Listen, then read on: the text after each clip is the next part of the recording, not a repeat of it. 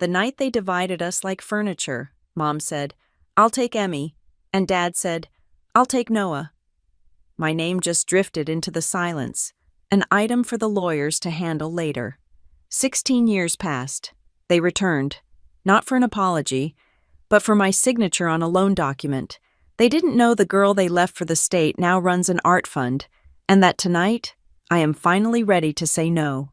My name is Alina Price.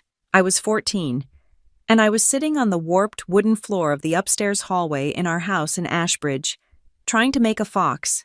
The clay was cheap, a grayish block from the craft store that never seemed to get soft, only sticky. It smelled like damp earth and chemicals. I was trying to work the moisture back into it, pinching the snout into something sharp and intelligent, but it kept slumping. I was 14, and I was focusing on the fox as if it were the only thing in the world that mattered, because downstairs, the world was ending. Their voices weren't muffled anymore. They had stopped shouting an hour ago and had moved on to the calm, terrifying phase of division. It was the sound of a patient dying, the flatline tone of finality. "Emmy goes with me." It was my mother's voice, sharp, decisive, the same voice she used on her EMT shifts. Emmy was 9. Emmy was easy. A pause, the scrape of a chair on the kitchen tile. "Fine," my father said. His voice was rougher, coated in the sawdust of his day. "Noah stays with me." Noah was 16. Noah was already half a man, already useful in my father's carpentry workshop. I held my breath, waiting. My hands stopped moving on the clay. I waited for my name, Alina. I waited for one of them to say, "Alina." The silence stretched, pulling thin. It was broken only by the sound of the early autumn rain hitting the window at the end of the hall. I could smell that rain, and beneath it, the smell of the old paint on the baseboards. I waited so long that the silence itself became the answer. I was the line item left blank. I was the "to be discussed later." I was the problem nobody wanted to solve. The realization hit my stomach like ice water. My fingers, slick with clay slip, spasmed. The little gray fox slipped from my grasp. It didn't shatter. The cheap clay was too dense for that. It hit the floorboards with a wet, heavy thud and split perfectly in two, right down the spine. I stared at the two halves, a clean break. My father was a seasonal carpenter.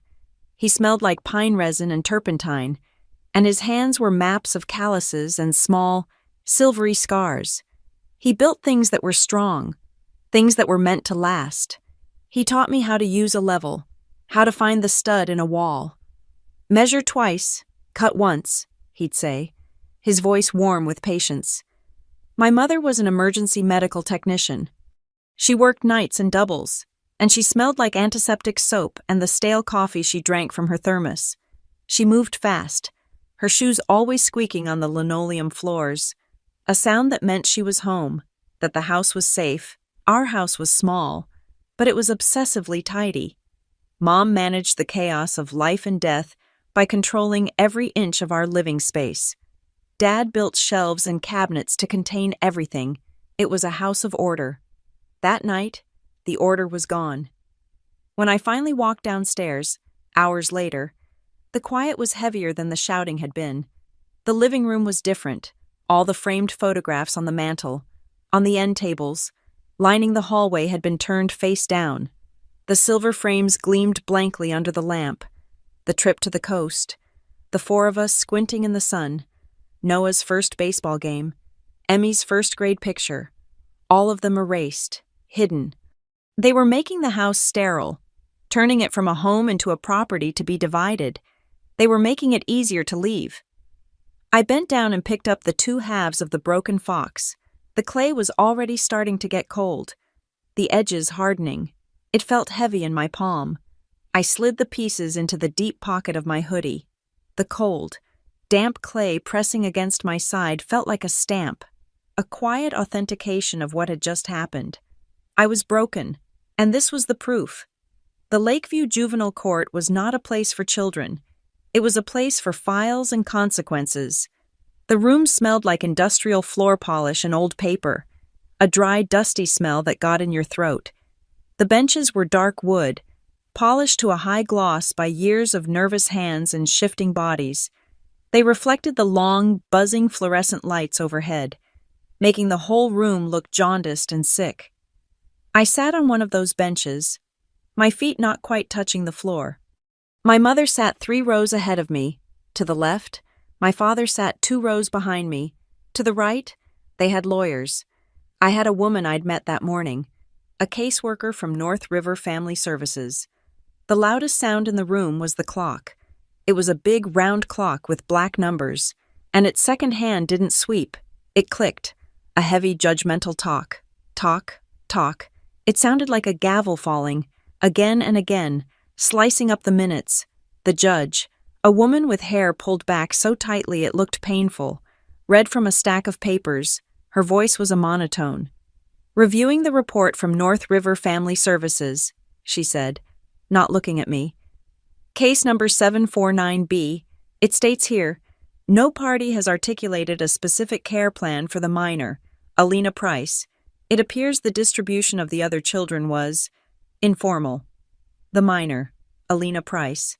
I felt myself shrink. I wasn't a daughter. I wasn't a sister. I was the minor, the leftover. The judge finally looked up, her glasses resting on the end of her nose. Her eyes were tired. "Miss Price, Alina, is there anything you would like to say to the court?" The lawyers stopped shuffling their papers. My mother froze, her gaze fixed on the scuff mark on her left shoe.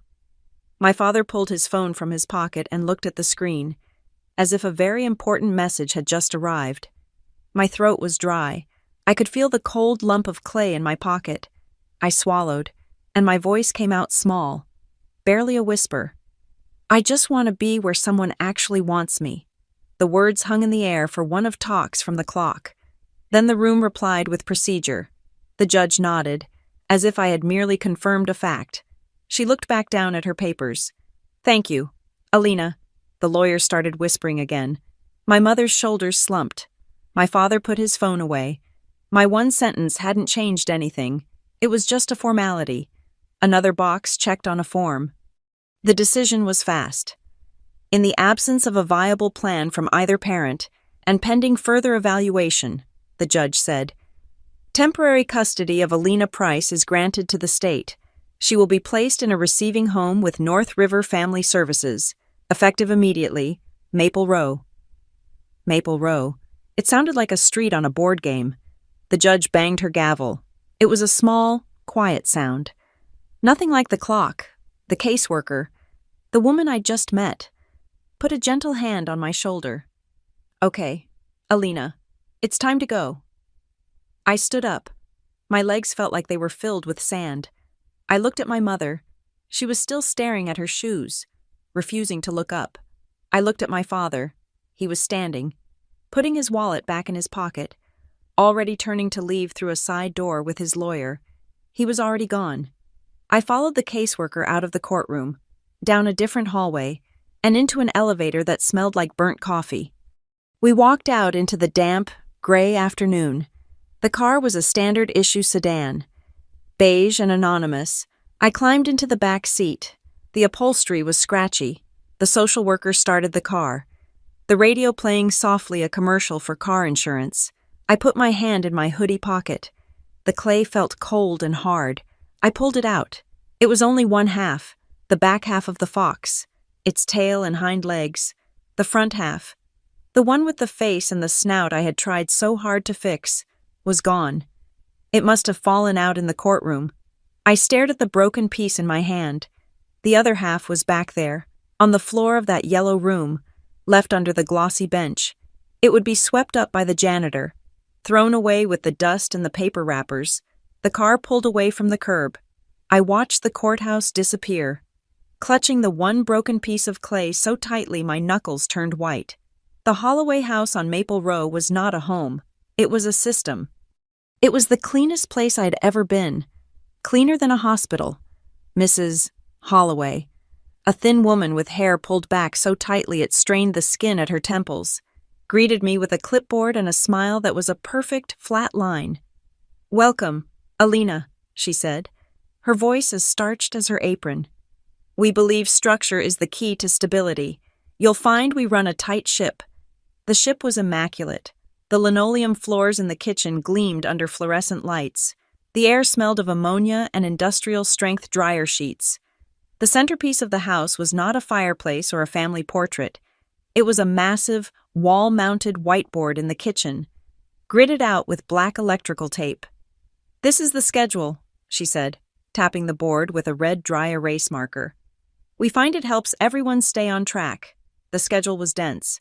Wake up at 6 a.m., showers were 7 minutes, allocated by time slot, breakfast at 6:40, silent study from 7 to 8, school. Return.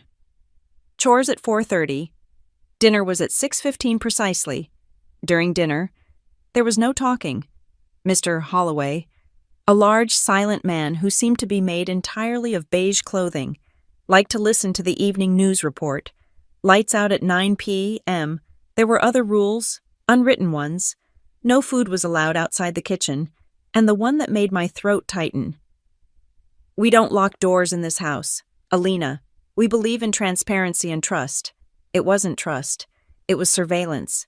The Holloways had 2 biological children, a boy and a girl, both older than me. They lived on the ground floor. Their doors were closed. Through the wood, I could hear music, the rumble of a video game. My room was the attic. It had been converted. Poorly. The ceiling slanted down so sharply on one side that you couldn't stand up straight. I shared it with 2 other girls, both from North River. One was a chronic nail-biter named Sarah, and the other was a small, pale girl named Chloe who wet the bed. We had 3 metal cots lined up against the one straight wall. We each had one dresser. My dresser had 3 drawers. The bottom one was stuck, the wood warped by damp. The top one was occupied by clothes left behind by a girl who had already left. I was given the middle drawer. It was perhaps 4 inches deep. I took the small duffel bag North River had given me containing 3 t-shirts, 2 pairs of jeans, a sweatshirt, and underwear, and I learned to fold. I folded my shirts into tight, precise squares, rolling my socks into dense little knobs. I flattened my clothes until they were as thin and compressed as paper. It was my first lesson in how to take up less space. I was learning origami, but with my life, the most important rule in the attic was not on the whiteboard downstairs. It was enforced by the silence. Lights went out at exactly 9 o'clock. And after 9, you did not cry. The first night, Chloe whimpered in her sleep. Sarah, from the cot next to me, hissed into the darkness, "Shut up, you'll wake them." The fear was absolute. Waking them was the ultimate crime. We were 3 mice living in the walls of a pristine laboratory, and our only job was to not disturb the experiment. The Holloways were not evil. They were not cruel. Mr. Holloway never raised his voice. Mrs. Holloway never missed a mealtime, and our clothes were always returned, stiff and bleached, exactly 48 hours after we put them in the hamper. But there was no warmth. There was only compliance. It was the feeling of cold metal in winter. If you touched it, it didn't hurt you, but it sucked all the heat out of your skin, leaving you numb. We were not children. We were tasks on their schedule. My new school was Maple Row High. I was enrolled as a temporary student. They gave me an ID card printed on bright yellow cardstock. My name spelled ALINA-PRICE. It made me look like a piece of hazardous equipment. My schedule was printed on a matching yellow slip of paper. English, algebra, world history, gym, and last period, art. Lunch was a structured failure. The cafeteria was a roaring ocean of noise and established social islands. I took my tray a square of pale pizza, a plastic cup of wilting carrots, a carton of milk, and found an empty seat at the far end of a table by the windows. I sat alone, my back to the room, and watched the football team practice on the field outside. They shouted and ran plays under a gray sky. I ate my pizza methodically, crust and all, just to make the time pass. I was invisible, a ghost in a borrowed sweatshirt. The silence I was forced into needed an outlet. My hands needed to work. The broken clay fox was still in my pocket, but it was just a hard, useless lump of gray rock now. I needed something else. I started taking the long way back to the Holloway's house from the bus stop. 2 blocks over, a family was moving out. Their driveway was piled high with junk for the trash collectors. Among the discarded lamps and mildewed boxes was a stack of old picture frames. Someone had smashed them. The glass was shattered, littering the concrete. My heart quickened. I glanced around. The street was empty. I knelt, pretending to tie my shoe, and my fingers closed around a piece of glass.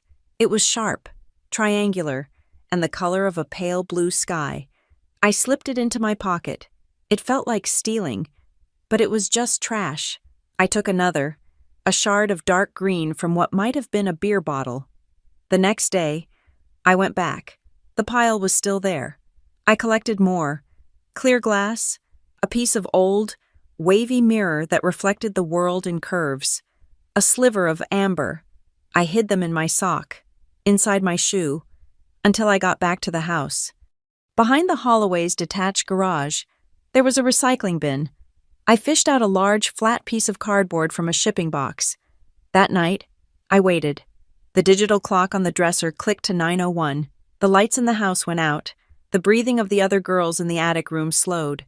I pulled the cardboard from under my cot. I arranged the glass shards, the pieces of trash. The shape emerged instantly. The sharp snout, the listening ear, the coiled tail. It was the fox. I had no glue.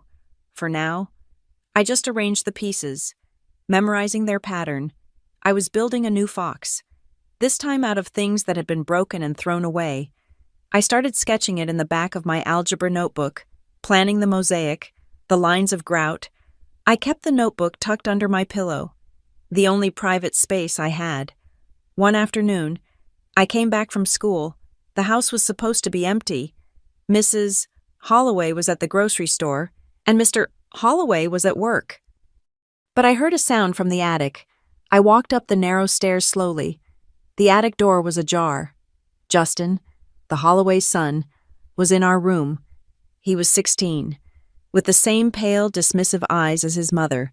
He was holding my algebra notebook, my notebook. I stopped breathing. He was standing by my cot, flipping through the pages, past the equations, to the sketches in the back. "This yours?" he asked. His voice was bored. He wasn't asking permission. He was asserting ownership of the space. I couldn't speak. I just nodded. My hands clenched. He flipped another page, landing on a drawing I'd made of the fox. "Weird," he muttered. He looked up at me, a half smile, a sneer. "You're the quiet one, right?" He took a step toward me. "You wear a mask every day, don't you?" It was an accusation. He was poking me, the way you'd poke an animal in a cage to see if it was alive. I just stared at my notebook in his hand. I wanted to snatch it back, but I was frozen. I was in his house.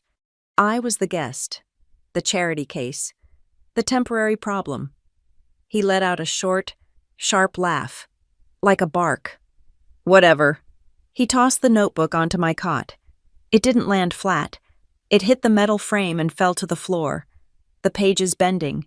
He pushed past me in the narrow doorway, his shoulder brushing mine, and clattered down the stairs. I waited until I heard the front door slam. I picked up the notebook. He hadn't just dropped it. The page with the fox sketch was torn at the spiral, and the paper itself was crumpled, creased by his fist. A small, mean, unnecessary act of vandalism. He had marked his territory. 2 days later, the administrative rhythm kicked in. Mrs. Holloway caught me as I was putting my dinner plate in the dishwasher. "Alina," she said, her voice neutral. She was wiping a counter that was already spotless. "We received an email from North River today." I stood still, my hands wet. "It seems," she continued, focusing on a non-existent spot, "that this isn't a good placement.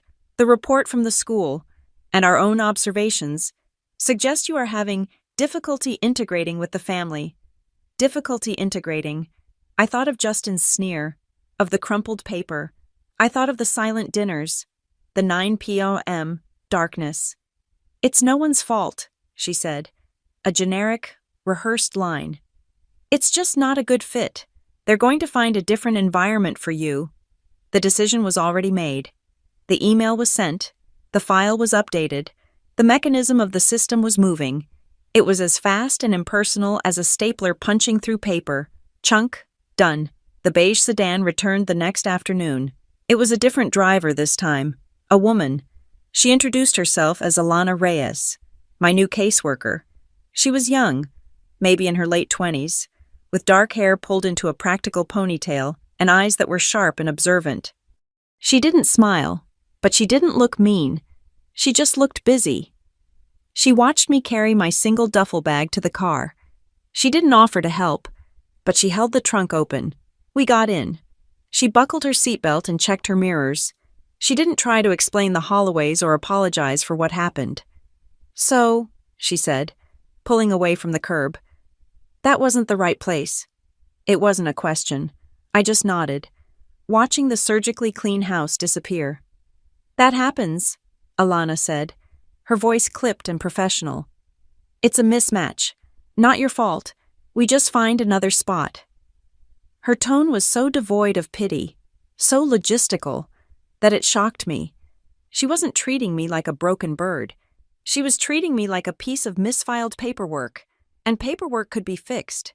For the first time, I felt a tiny, strange flicker of hope. My backpack was on my lap. Inside it, wrapped in a t-shirt, was the piece of cardboard. I had found a small bottle of Elmer's glue in the attic and had started to attach the glass.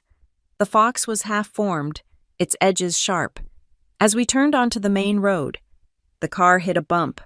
One of the green shards of glass, the one I'd chosen for the fox's eye, pierced through the cardboard and the backpack fabric.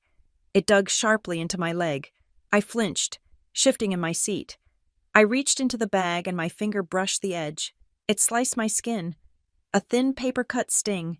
I pulled my hand out and looked at the thin, bright line of red on my fingertip. I didn't bleed much. The glass hadn't shattered. It was held in place. I had learned how to set the broken pieces so they wouldn't fall apart. When I had been packing, Chloe, the small pale girl, had watched me from her cot, her eyes wide with the familiar terror of being left behind. "Where are you going?" she had whispered. "A new place," I whispered back. "I'll send you a drawing," I told her, zipping my bag. "A picture of a fox." It was a lie. I knew it as I said it. I didn't know her last name, and I didn't know where I was going, but the lie felt necessary. It was a small, thin thread cast back into the darkness. It was a promise that we were real, that we existed outside of the whiteboards and the 9 p. Silence. Alana Reyes's beige sedan pulled onto a street called Harbor Falls. The house was at the end of the road, a wide, faded blue building that looked like it had been added onto over the years without a plan. The porch was a collection of mismatched rocking chairs and at least a dozen pairs of muddy boots in all sizes. The air smelled different here. It wasn't the chemical sterility of Maple Row.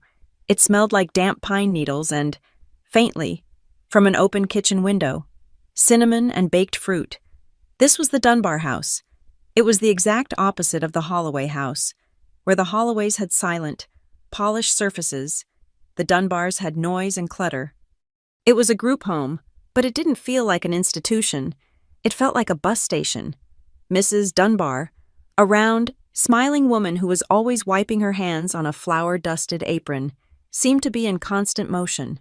The kitchen was the center of the universe. It always smelled like banana bread. My room was on the second floor, a long room with 3 sets of bunk beds, 6 beds, all filled. The walls, however, weren't beige or gray. The hallway leading to the room was a chaotic explosion of art. It was covered, floor to ceiling, in drawings, paintings, and lopsided clay pots. It was messy and vibrant. It wasn't the curated silence of a gallery. It was the joyful noise of a community center. 3 days after I arrived, I was trying to do algebra at the massive, scarred kitchen table, while 2 younger boys argued over a video game. The back door opened, and a woman I didn't recognize walked in without knocking, carrying a 5-gallon bucket. "Who wants to break stuff?" she shouted. The boys instantly stopped arguing and cheered. Mrs. Dunbar, without looking up from the pie crust she was rolling out, just pointed to the coffee pot. "Help yourself, Lainey." This was Lainey Monroe. She was a neighbor, and she was a potter and an instructor at a place called the Iron Bridge Arts Collective. Every other Saturday, she came to the Dunbar house with a bucket of discarded tiles and taught mosaics. We gathered at the big, splintered picnic table in the backyard. She dumped the bucket, and a cascade of broken plates, shimmering tiles, and sea-smoothed glass spilled out. "The rules are simple," she said, passing out safety goggles that were scratched from use. "We make beautiful things out of broken things, and you don't use a color you don't love." I watched for a long time. The other kids grabbed pieces with greedy delight. I just watched Lainey, how her hands moved, how she saw a shard of a blue coffee mug and said, "Oh, that's the perfect sky." Finally, I went upstairs. I came back down holding my piece of cardboard, the glass fox. It was ugly. The glue was patchy, and the edges were dangerously sharp. I had wrapped it in a t-shirt to carry it. I held it out to her, my stomach twisting. I expected her to laugh, or worse, to give me the sad, pitying look of a caseworker. Lainey stopped talking. She took the cardboard from me, her hands gentle. She didn't flinch at the sharp edges. She ran a calloused finger just above the glass, tracing the shape. She saw the green glass eye. She saw the broken mirror I'd used for the tail. She looked up at me, and her eyes weren't full of pity. They were full of professional respect. "Well," she said, her voice quiet but carrying over the sound of the kids tapping tiles. "You take things people throw away and make them into things no one would dare throw away." She touched the edge of the blue glass shard I'd found on the street. "But we need to fix this," she said, her voice turning practical. "You're going to cut yourself to pieces, kid. These edges are raw. Let's teach you how to handle them." Lainey taught me patience. She taught me the language of materials. The next Saturday, she got permission from Mrs. Dunbar and took me to the Iron Bridge Arts Collective. It was a huge, converted warehouse by the river, and it smelled like damp earth, hot metal, and oil paint. She led me to a machine in the corner. "The grinder," she said, flipping a switch. The machine roared to life with a high-pitched scream. It vibrated in my teeth. I was terrified of it. She took my hand, steady and firm, and guided it, showing me how to press the edge of the glass against the spinning, diamond-dusted wheel. Water sprayed up. The sharp edge didn't shatter. It turned smooth, opaque, and safe. It became tame. She taught me how to mix adhesive, the tacky pull of it, the chemical smell. She taught me how to mix grout, the gray powder turning into heavy, wet concrete. "Slow," she'd say, her hands next to mine. "Don't rush the grout. You rush. You get air bubbles. It'll crack later.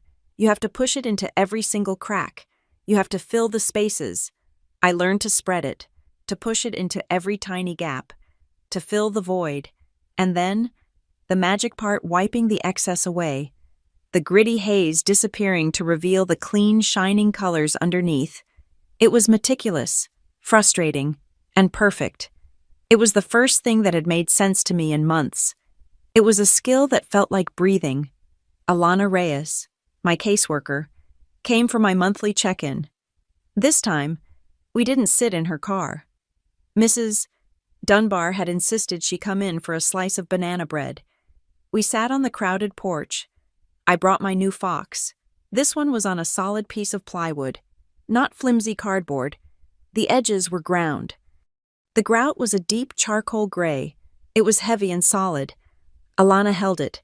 She turned it over in her hands, testing its weight. She was a woman of systems and files, but she understood work. She understood evidence. "This is good," she said. She looked at me. "This is structured. You're stable here." She took a bite of bread. "There's a weekend program," she said, brushing crumbs off her clipboard. "The North River Young Artists Program. It's funded. I'm signing you up. You'll go to Iron Bridge. You already know the place." The collective was different on my own. It wasn't just Lainey's quiet corner. It was a working studio, full of adults who were busy and focused, and there was Theo Monroe, Lainey's husband. He was the logistics manager. He was the one who made the place run, who fixed the kilns and ordered the 50-pound bags of clay. He was the opposite of Lainey's warm, chaotic energy. Theo was tall and broad, and he never seemed to talk. He wore a heavy canvas apron stained with a dozen different chemicals. He found me standing awkwardly by the door on my first Saturday, clutching my backpack. He didn't ask my name. He didn't ask about my file. He just looked at my thin hoodie. "You'll be cold in here," he said, his voice a low rumble. "And you're grinding glass. You need proper gloves. Those little ones won't do." He disappeared into a supply closet and came back with a pair of thick leather work gloves and a heavy canvas apron, just like his. He handed them to me. "These are yours now. Don't lose them." That was it. He didn't ask if I was okay. He didn't ask about my feelings. He saw a problem. I was cold and unprotected, and he gave me the tools to fix it. It felt like the first real respect I had ever been shown. I found a corner of the studio that became mine. I had access to a mountain of scraps, and I started to work. The first fox was an accident. The second was a defense. The ones I made at Ironbridge were different. I started a series. I called it Foxes That Don't Run. They weren't hiding. They weren't curled up in sleep. I made them standing, their heads turned, looking straight out at the viewer. They were defiant. They were here, and they were made of the sharpest, most discarded pieces I could find: shattered taillight glass, broken mirror, chips of old porcelain, and I ground every edge until it was safe to touch. I'd come back to the Dunbar house late on Saturdays, exhausted, my clothes covered in dust, my hands smelling of grout. I was in the shared bathroom, one of 3 girls jostling for sink space, trying to get the gray paste out from under my fingernails. I looked in the mirror. My hair was a mess. My face was smudged with dust, and I was happy. I smiled, a real, wide smile, and I saw it. There was a smudge of gray grout on my front tooth. It looked like a piece of armor. It looked like a secret symbol, a mark of belonging to the tribe of people who made things instead of breaking them. I felt a small, strange laugh bubble up. I didn't wipe it away immediately. Nobody at the Dunbar house asked about Court. They didn't ask about my parents, or Noah, or Emmy. They didn't tiptoe around my past, afraid of what they might unleash. They only cared about the present. Mrs. Dunbar would see me packing my bag for the studio on a Saturday morning and just say, "Alina, honey, do you need more glue or more time?" It was the most beautiful question anyone had ever asked me. It meant they trusted me. It meant my needs were practical, not pathological. The system, however, was always moving. It was a Tuesday, not my scheduled day. Alana Reyes's beige sedan pulled up. She found me on the porch. She wasn't holding her clipboard. "Alina," she said, "your work at Ironbridge is excellent. Your grades at Harbor Falls High are stable. You're doing well here." I braced myself. That was the language of change. "A pre-adoptive family has reviewed your file," she said, her voice flat and professional. "They're interested in meeting you." My stomach went cold. The grinder, the smell of banana bread, the heavy apron, Lainey, Theo, it was all temporary. I was still temporary. "Okay," I managed to say. "When?" "Soon," she said. "I'll be in touch." She left. I went upstairs to my bunk.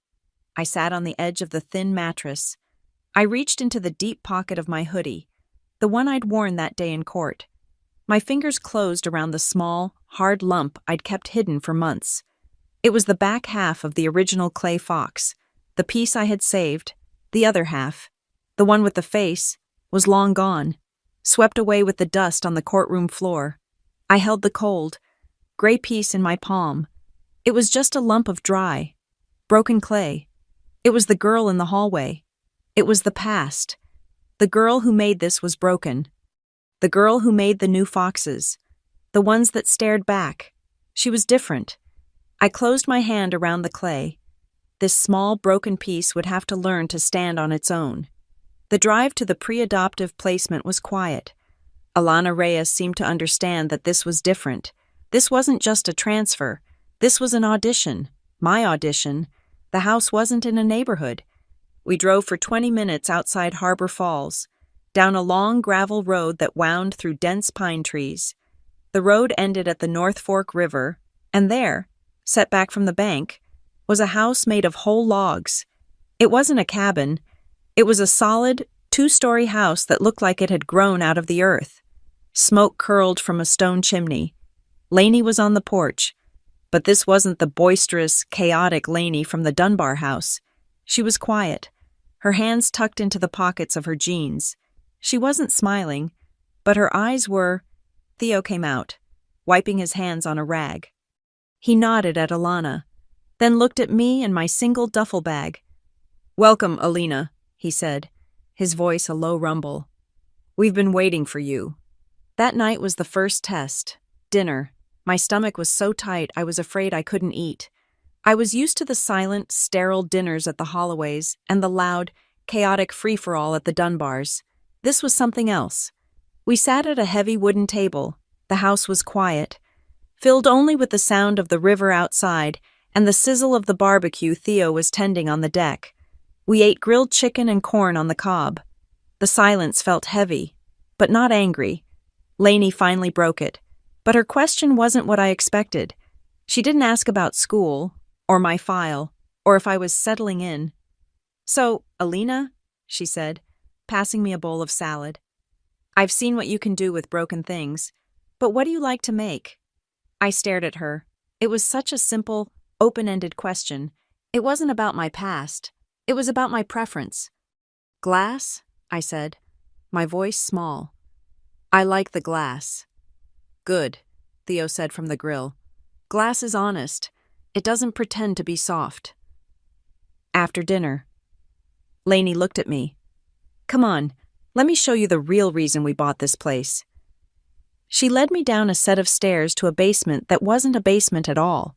It was a full walkout studio built into the slope of the hill, with a wall of windows facing the river. It was enormous. It had a pottery wheel in one corner, a massive kiln in another, and a long, scarred workbench running the length of the windows.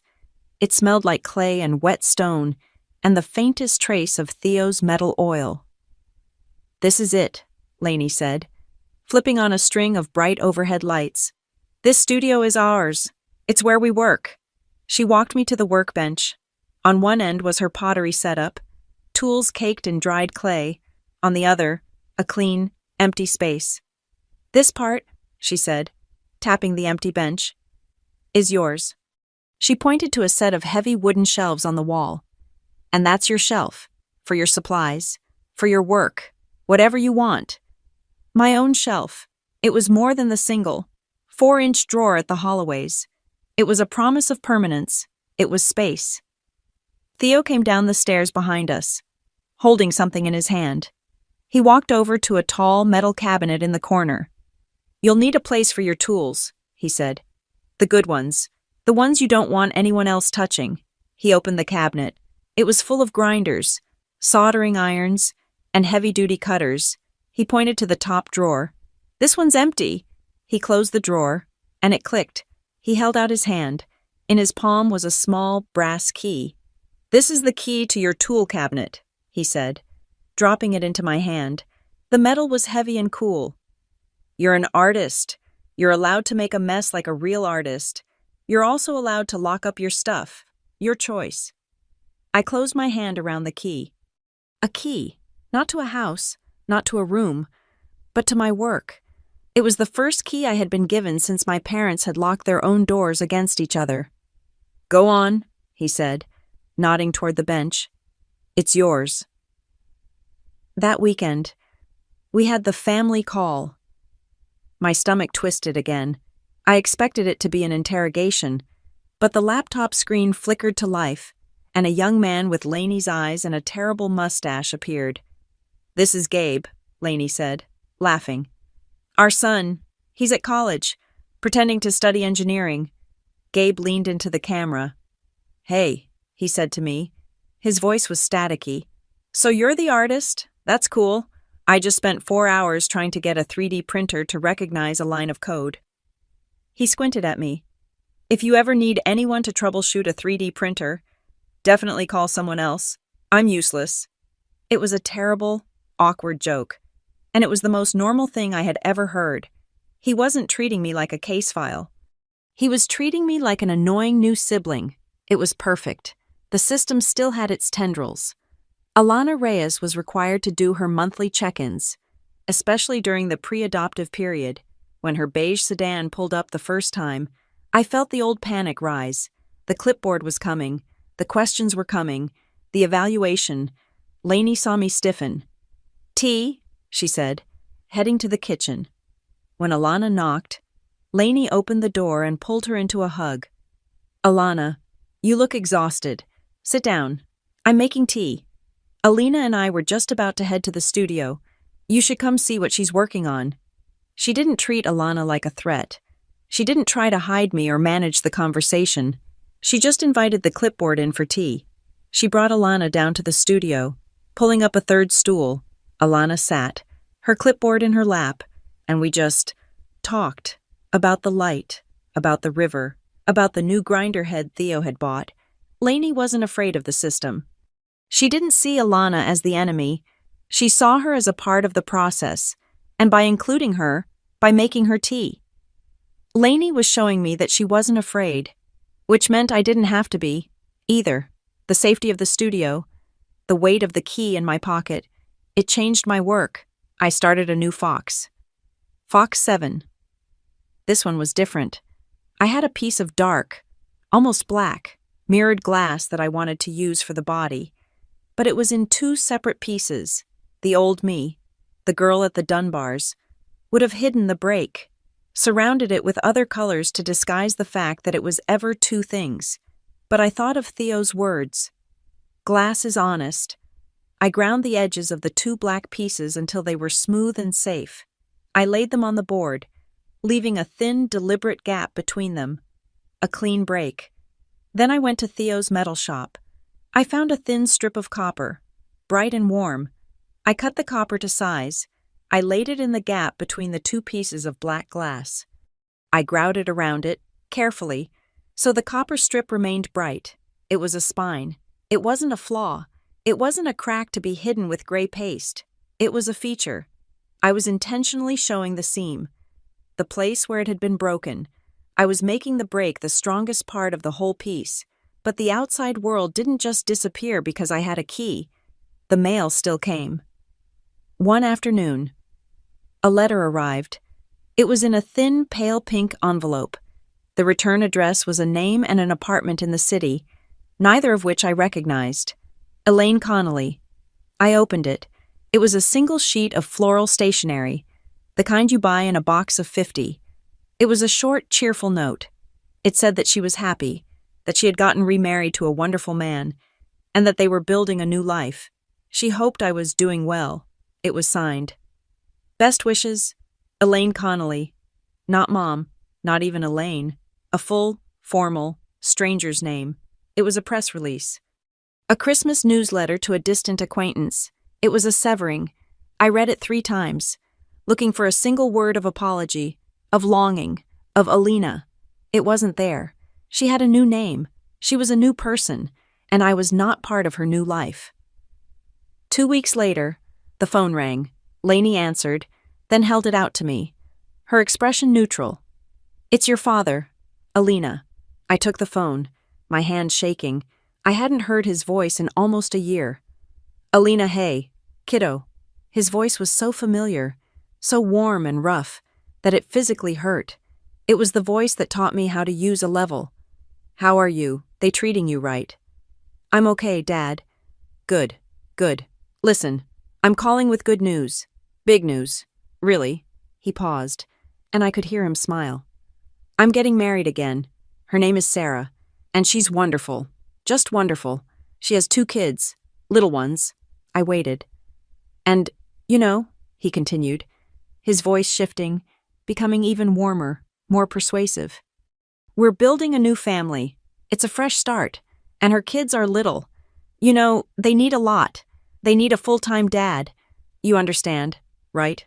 Alina, you're older. You're strong. You get it. You understand. It wasn't a question. It was a demand. He was telling me to understand.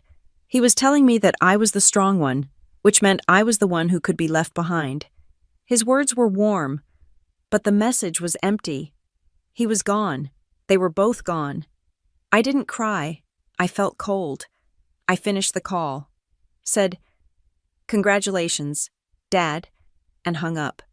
I didn't tell Lainey or Theo about the content of the letter or the call, but that night, as I was washing my grout brushes in the studio sink, Lainey came in. She didn't say anything, just started wiping down the counter next to me. "Lainey," I said, my voice quiet, "when Alana comes, with her file, what does it call me?" Lainey stopped wiping. "What do you mean, honey?" "In the court," I said, staring into the gray water. "And in the files, at Maple Row, they called me the surplus, the minor without a plan, the leftover." I looked up at her. "I don't want to be that anymore. I'm not the extra one." Lainey's eyes were fierce. She dried her hands. "No," she said. "You are not. You are Alina, and I will make sure that is the only name on that file." Later that night, I couldn't sleep. The house was dark. I walked out onto the deck. The river was a loud, rushing sound in the blackness. Theo was there, sitting in one of the wooden chairs, just listening. He didn't seem surprised to see me. I stood by the railing. He didn't say anything for a long time. "It's a lot of pressure, isn't it?" he said. His voice a low rumble in the dark. I just nodded, my throat tight. "This," he said, gesturing to the house, the studio, the river, the dinners, the check-ins, all of it. It feels like a test you have to pass, every day. I could finally breathe. He saw it. "I just want you to know one thing, Alina," he said, turning his head to look at me in the faint starlight. "You don't have to earn your place here. You're not here on probation. This isn't a job. You don't have to prove you're worth keeping." He paused, letting the river fill the silence. "You just have to be. That's it. Just be. We already want you." I stood there, gripping the cold, damp railing. I didn't say thank you. I didn't have to. I just stayed. And we listened to the river together. I was 15 when I walked into the art room at Harbor Falls High. It felt less like a new school and more like an extension of the studio. The teacher, Mr. Kinsey, knew Lainey and Theo. He had already seen my work at Ironbridge. "Alina," he said, not even looking up from the kiln he was loading. "There's a spot on the advanced arts team. We're prepping for the fall showcase. You're in." It was that simple. I wasn't a file. I wasn't a transfer. I was a pair of hands. The next week, I walked into the art room, and the poster for the showcase was tacked to the main bulletin board, right by the door. It was a big, brightly colored sheet, listing all the students involved. My eyes scanned the list, and there it was, featuring new work by Alania Price. Alania, the old, cold feeling of the courthouse, the chill of the Holloway attic, flooded my stomach. Alinia, an extra I, a simple, careless mistake that felt like an erasure. I was the girl without a clear name, the one who could be misspelled because she didn't really matter. I was the leftover. I stood there for a full minute. The old me would have shrunk. The old me would have walked away, accepting the misspelling as a fact. The old me would have been invisible. But I wasn't the old me. I was in Theo's heavy canvas apron. I had grout under my fingernails. I looked at the poster again. It was just a typo. A dumb, simple typo. It wasn't a judgment. It wasn't a verdict. Mr. Kinsey was in the supply closet. I looked at the desk, at the clutter of pens and brushes. I picked up a silver Sharpie. I walked to the poster. I didn't cross out the name. I didn't scribble over it. I simply drew a single, clean, silver line through the extra I. Then, next to it, I signed my name again, clear and bold. Alina. I put the cap back on the pen and went to my station. It was just a note that needed correcting. A quiet laugh, a short puff of air, escaped my chest. It felt like a small, important victory. That afternoon in the studio by the river, I was struggling. I was working on a new piece, and I was frustrated.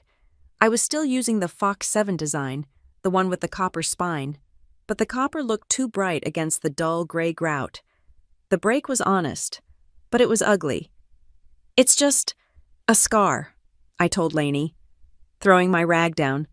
Lainey looked at it for a long time, her head tilted. "You're treating it like a scar," she said. "You're trying to fill the break. Alina, you're trying to make it disappear. What if you illuminated it instead?" I didn't understand. She walked to one of Theo's cabinets, the one he kept locked, the one with the expensive, strange-smelling supplies. She came back with 2 small plastic bottles of clear, thick liquid and a tiny glass jar. The jar was full of a fine, shimmering gold powder. "This is 2-part epoxy resin," she said, setting the bottles down. "It cures clear as glass, but stronger than stone. And this," she said, tapping the jar, "is mica powder, pure gold pigment." She smiled. "There's an old Japanese art form called kintsugi. When a beautiful piece of pottery breaks, they don't throw it away. They repair it, but they don't use clear glue to hide the cracks. They use lacquer mixed with pure gold." She poured some of the resin and the hardener onto a paper plate, stirring it slowly. "They believe the piece is more valuable, more beautiful, because it was broken. They celebrate the break. It becomes the most important part of the story." She sprinkled in the gold powder. The clear, sticky resin swirled and transformed into liquid light. It was the most beautiful thing I had ever seen. "Try it," she said. My hands were shaking. I took a thin wooden stick and dipped it in the golden resin. I carefully, slowly, drizzled it into the channel I had left for the copper spine. It settled, thick and bright, filling the gap perfectly. It wasn't a seam. It wasn't a repair. It was a vein of gold. When it cured, it was hard and smooth. It didn't just fill the crack. It lit it up from the inside. The break was no longer the weakest part of the piece. It was the strongest and the most beautiful. That gold resin changed everything. It became my language. The Iron Bridge Collective was offering a single summer scholarship for a high school student. It meant a full-time, paid residency, your own studio space, unlimited materials. It was a serious honor. The application required a formal proposal. I knew exactly what to write. I spent 3 days on it, writing and rewriting. My proposal is titled, "Things That Become Strong by Accepting the Break." It will be a series of mosaics that reject the idea of repair as a form of hiding, using discarded glass, shattered porcelain, and broken mirror. This series will explore how materials defined by their fragility are transformed. The fractures will not be hidden with grout. They will be celebrated. They will be filled with pigmented resin and veins of metal, turning the breaks themselves into the central, illuminated feature of the work. I got the scholarship. I spent that summer living and breathing in the studio. I came in with Theo at 7 in the morning and left with Lainey after dark. I made a new series. The culmination was one large piece. It was a fox, but only barely. It was mostly an abstract shape of shattering cobalt blue glass, the kind you find on old medicine bottles. And every single crack, every line where one piece met another, was a brilliant, shining line of gold. I called it permission. Permission to be broken, permission to be whole, permission to be both at the same time. In late August, Permission was entered in the Iron County Fair. It won first prize. I stood next to it, my hands sweaty, while the head judge, a thin, serious woman from a gallery in the city, read her notes aloud. "The artist shows a remarkable maturity of vision," she read, her voice echoing in the exhibition hall. "The piece is direct in its gaze, yet incredibly gentle in its execution. It confronts the viewer without aggression, asking us to see the beauty in the fracture. Direct yet gentle." I held those words in my chest. The system was moving in parallel. Alana Reyes came by the studio. But she wasn't there for a regular check-in. She was holding a photograph of permission stapled to her file. "This is," she said, tapping the photo, "pretty undeniable. Alina, the school reports are perfect. The residency was a success. You're stable." I waited. She finally put the clipboard down. "Lainey and Theo have filed the paperwork," she said, her voice softer than I'd ever heard it. "The official petition for adoption." My heart didn't soar. It just stalled. It stopped. This was it, the final step, the thing I had wanted and been terrified of for so long. "We're scheduling the hearing," Alana said. "The date for the judge to sign off." She looked at her calendar. "The court only has one opening in the next few months. It's in mid-October, the 22nd. I stared at her. "October 22nd, I repeated, my voice hollow. That's the night of the Iron Bridge Fall showcase, the one with my poster, the adoption and the exhibit, the day my past would be legally erased, and the night my future as an artist would begin. They were happening at the exact same time." "It's fine," I said, a little too quickly. "We can do both. The hearing is in the afternoon. The showcase is at night. It's fine."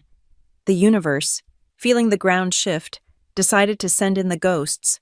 That night, an email. It appeared in my inbox, and the name made my blood run cold. Elaine Connolly, my mother. My hand trembled as I clicked it. It was short. "Hi, Alina. I was just thinking of you. With Halloween coming up, I was remembering that silly costume you made. I'm going to be in Harbor Falls visiting a friend around then. Maybe we could finally get a coffee if you're free." I read it 10 times. "If you're free," I drafted a reply. "Yes, I would be okay with that. Let me know when." I didn't send it. I just looked at it. 2 days later, a follow-up email appeared. "On second thought, Alina, things are just too complicated with my new family. The kids are still adjusting. It's probably not a good time. Maybe after the new year." Click. The door, which had been open just a crack, was shut again. The invitation was revoked. A week later, a text from my father. "Hey kiddo, heard you're doing great in school. I'm so proud. Let's get together soon. Maybe after the summer break." I didn't reply. I knew the script. Summer came and went. In September, another text. "Things are crazy here. New job. Let's push it. After the holidays for sure." I put the phone down on the workbench. I wasn't angry. I wasn't hurt. I was just done. I was done waiting by the phone. I was done clearing my schedule for maybe and later. I was done chasing promises that evaporated as soon as I got close. I made a new decision. I would not reply. I would not chase. I would just be silent. My energy belonged to the studio. It belonged to the hearing on the 22nd. It belonged to the showcase. I would not give any more of it to ghosts. Gabe came home from college for a surprise weekend. He walked into the studio and just stopped, staring at the new pieces, the gold seams glowing under the work lights. "Whoa," he said, touching the surface of permission. This is really something. Alina, it's different." He was carrying a heavy canvas bag. He pulled out an old, beautiful film camera, a Pentax, all metal and glass. "It was Dad's," he said. "It's all manual, but the lens is incredible. You should try shooting your work with it, properly." He spent an hour showing me how to load the film, how to set the aperture, how to find the focus. "Get in close," he said. "Focus on the details. That's where your story is." I spent the whole weekend with that camera. I didn't take pictures of the foxes. I took pictures of the cracks. I got so close that the viewfinder was filled with nothing but the jagged, sharp edge of broken blue glass meeting the smooth, perfect, golden line of the resin. I shot 2 full rolls of black and white film. When we got the prints back from the shop, I laid them out on the workbench, and I gasped. The black and white film had turned the blue glass and the gray grout into soft, muted, gentle shades. But the gold resin, it didn't turn gray, because it was metallic. It had reflected the light, even in black and white. It glowed. It was a brilliant, electric white. It looked brighter, more alive, than anything else in the photographs. It was a beautiful paradox. The black and white, which should have hidden the color, had only made the gold shine more. Lainey came and stood behind me. She was so quiet, I thought she was angry. Then I saw she was crying. Just one tear tracing a line through the clay dust on her cheek. "Alina," she whispered. That night, Lainey printed my photographs, the abstract close-ups of the cracks. She put them in simple, thin black frames, and she hung them on the main studio wall, right next to the mosaics themselves. I stood back and looked at them. The full piece, the fox, the blue glass, the whole story. And next to it, the abstract photograph, the close-up of the break, the celebration of the repair. It was the first time in my entire life I had ever seen my past and my present hanging side by side on the same wall. Not fighting, not trying to erase each other. They weren't in conflict. They were just art. They were just true. October 22nd was a clear, cold day. The sky was a sharp, pale blue. The hearing was at 2 p.m, which gave me the entire morning to be nervous. I couldn't be in the studio. My hands were shaking too much to hold glass. We drove to the Lakeview Juvenile Court, the same building I had been in 2 years earlier, the same smell of floor polish and old paper, the same heavy, dark wooden benches. But this time, I wasn't alone. Lainey was on my right, Theo on my left. They weren't sitting rows apart. We were a single unit. The courtroom was smaller this time, or maybe it just felt that way. The judge was different. This one was a man. Judge Whitaker. He looked less tired than the first judge, but his eyes were just as perceptive. Alana Reyes was there, sitting in the front row, her file on her lap, but she wasn't representing me. She was just a witness. We had our own lawyer, a quiet woman Lainey and Theo had hired, the other side of the room. The benches where my mother and father had sat separately was empty. Their absence was a physical presence in the room, a cold draft. The lawyer for North River stood up. "Your Honor, the biological parents, Elaine Connolly and Victor Price, have both submitted their voluntary, signed surrenders of parental rights. They have been filed with the court. They have waived their right to appear." Judge Whitaker looked at the empty benches. His expression didn't change, but he let the silence sit there for a beat, longer than was comfortable. He looked at the papers. "The surrenders are in order." He then looked at us, at me. He didn't smile, but his voice was kind. "So, Alina, this is the part of the proceeding where I ask you, for the record, what you want." He wasn't asking me to choose. He wasn't asking me to explain. He was just asking what I wanted. I thought of the first time I was in this building. I thought of the girl who whispered, "I just want to be where someone actually wants me." That girl was asking for a place. She was a piece of mail, hoping for an address. I wasn't that girl anymore. I looked at the judge. My voice didn't shake. "Your Honor," I said, "I want to be where people already chose me." It wasn't a plea. It was a statement of fact. Judge Whitaker looked at Lainey and Theo. He looked at Alana Reyes. He looked back at me. A small, real smile touched his mouth. "A very wise answer." He picked up his pen. "In the matter of Alina Price, and with the voluntary surrender of rights from the biological parents, and with the strong recommendation of North River Family Services and the home study of record, this court finds it in the best and profound interest of the child to grant this petition for adoption." He signed the paper. The sound of the pen on the thick paper was loud. Scratch, scratch, sign. "Congratulations," he said, closing the file. "You are now, legally, a family." My lawyer touched my shoulder. Lainey let out a breath she seemed to have been holding since we walked in. Theo put his big, rough hand on my back. I had expected to feel something, a rush of joy, relief, crying. I felt hollow. It was done, but the climax had happened without me. My parents hadn't been there to fight, to object, or even to say goodbye. They had just signed a form. It felt like a delivery, like I was a package that had been rerouted, and the final signature was just proof of receipt. We stood in the hallway outside the courtroom, the same hallway I had walked down with the caseworker 2 years ago. Lainey must have seen the look on my face. She took my hand. Her hand was warm, calloused from the clay. "We didn't just sign a paper to forget what happened, Alina," she said, her voice low and fierce. "We signed it to begin. This isn't an ending, it's the starting line. What you do now, that's the story." We walked out into the cold, bright October air, and for the first time, I wasn't leaving a courthouse, I was just going home. A week later, I was in the studio, prepping for the showcase, which was now only days away. The tension of the court was gone, replaced by the humming energy of the work. Lainey was at the front desk of the collective when the local paper was delivered. "Alina," she yelled. Her voice was strange. "You need to see this." It was the Harbor Falls Ledger, the small local paper. They did a weekly human interest piece. This week, it was about the Ironbridge Arts Collective and its upcoming showcase, and there, on the front page of the art section, was a photograph.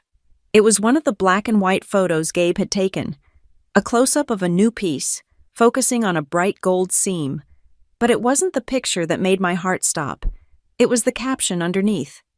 "Work by local artist Alina Price, whose series on repaired materials will be featured in the Ironbridge Fall Showcase.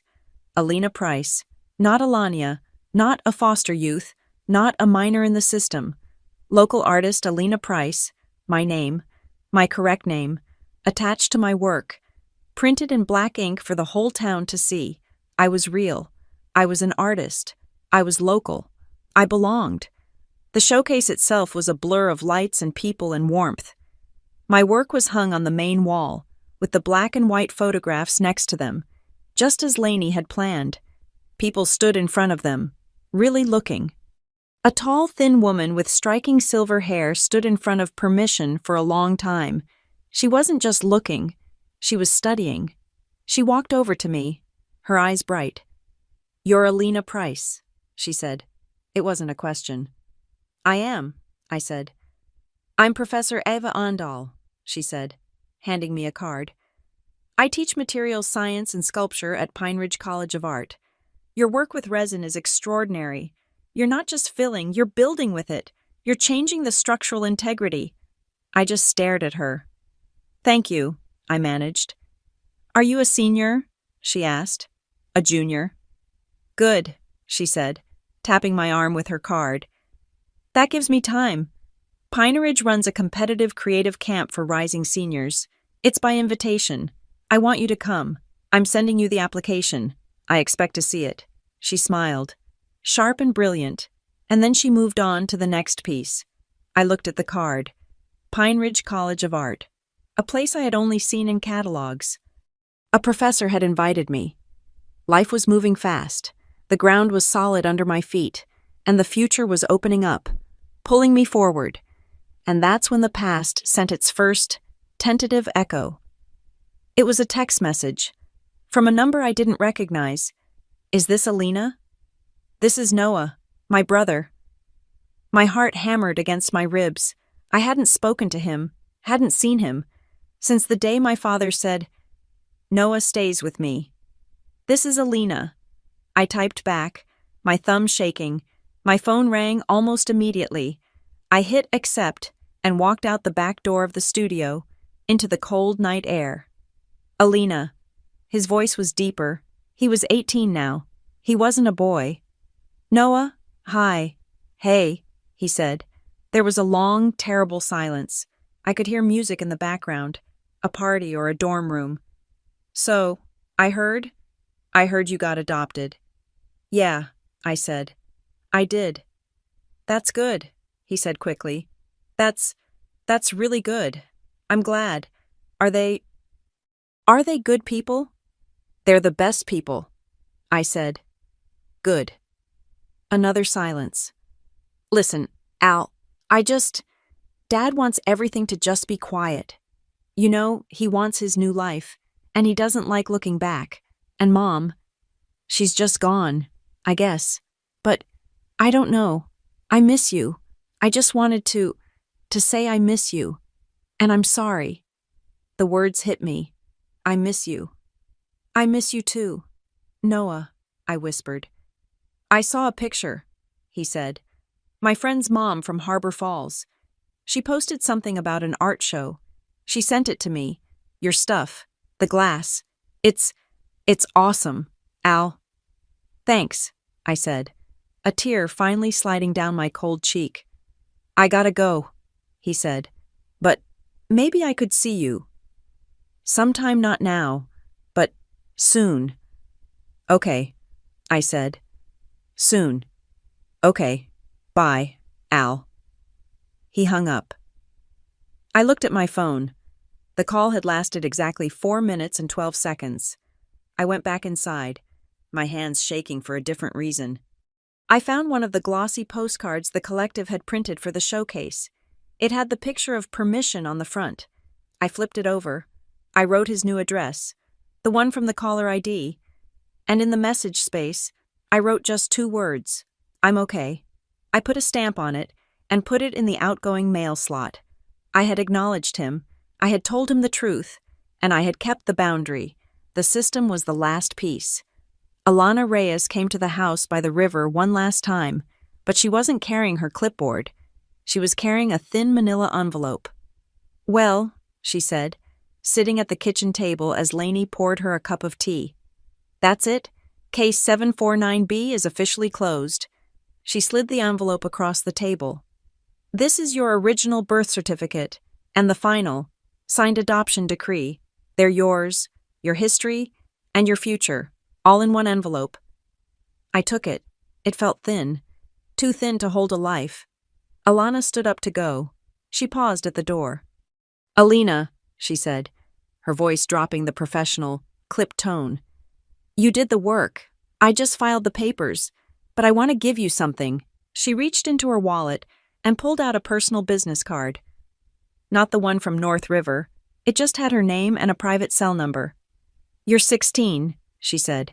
You're smart, and you're tough, but you've spent your whole life being told yes by a system that didn't know how to say no, and you're going to have people from your past, who are going to ask you for things, and you're going to feel obligated. She pushed the card into my hand. I'm giving you my personal number, she said. If you ever find yourself in a situation where you don't know how to say no, you call me, and I will say it for you, anytime. I looked at the card. It was the greatest gift anyone had ever given me, the permission to refuse. Thank you, Alana. Go be an artist, she said, and she left. That night, in the studio, I finally did what I had been planning to do. I took out the one remaining piece of that first, broken clay fox, the back half, the piece that had fallen from my pocket in the courtroom. It was hard and gray and ugly. I took my grinder and I carefully, deliberately, broke the raw edge, making the break fresh and clean. Then, I mixed a small, precious batch of the gold resin. I held the broken piece in one hand. I took my smallest tool and I painted the gray edge with a thick, shining coat of pure gold. I didn't try to find the other half. I didn't try to make it whole. I just sealed the break. I celebrated the fracture. I let it cure under the light. When it was hard, I mounted the small, gray and gold piece in a simple, deep-set black frame. It wasn't a fox anymore. It was a relic, a testament.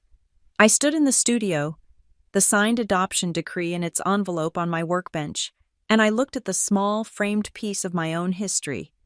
I had my name. I had my family. I had my work. I whispered it to the quiet, dark studio, to the sound of the river running outside. From now on, I get to decide. The invitation from Professor Andel was a key, but it unlocked a door to a much larger, louder, and more intimidating building. Pine Ridge College of Art, in the sprawling, rain-soaked city of Riverton, was nothing like the community-driven warmth of Iron Bridge. Iron Bridge was about finding a voice. Pine Ridge was about defending the voice you had. I moved into a tiny dorm room with cinder-block walls. Lainey and Theo drove me the 3 hours, their truck loaded with my mosaics, my tools, and 3 boxes of Theo's homemade granola. They were quiet during the drive, the silence filled with a new, proud tension. When they left, Lainey hugged me so hard, I felt a rib creak. "You call us?" she said. "Not if you need something. You just call." I chose sculpture and mixed media. I was Alina Price, freshman. File number erased. Future wide open. My classes were full of critiques where professors used words like liminal and praxis. I was terrified. But I was also home. My first critique. I put up Permission, a visiting artist, a man with thin glasses, squinted at it. "It's decorative," he said, the word landing like a slap. "The kintsugi metaphor is a bit on the nose, isn't it? The gold in the crack? It's been done." I felt the old heat rise, the Holloway chill, but then I looked at the gold seam. "It's not a metaphor," I said, my voice quiet but clear. "It's a structural component. The resin isn't just color, it's an epoxy that has a higher tensile strength than the original material. It's not a decoration of the break, it's a re-engineering. The break is the thesis." Professor Endall, standing in the back, just smiled. But college was expensive. My scholarship covered tuition. But materials were another world. Glass was cheap, but resin was not, and I was tired of working on flat boards. I had ideas. I wanted my pieces to stand on their own, to hang in the air, to have skeletons. I needed metal. I needed to learn to weld. I found a job 2 blocks from campus at a place called Forge Field. It was a custom metal fabrication shop, a huge, cavernous warehouse that smelled of ozone, hot steel, and motor oil. It was Theo's world, magnified. The owner, a man named Sal, looked at my thin arms and my art school jacket and laughed. "You're not afraid of fire, are you, college kid?"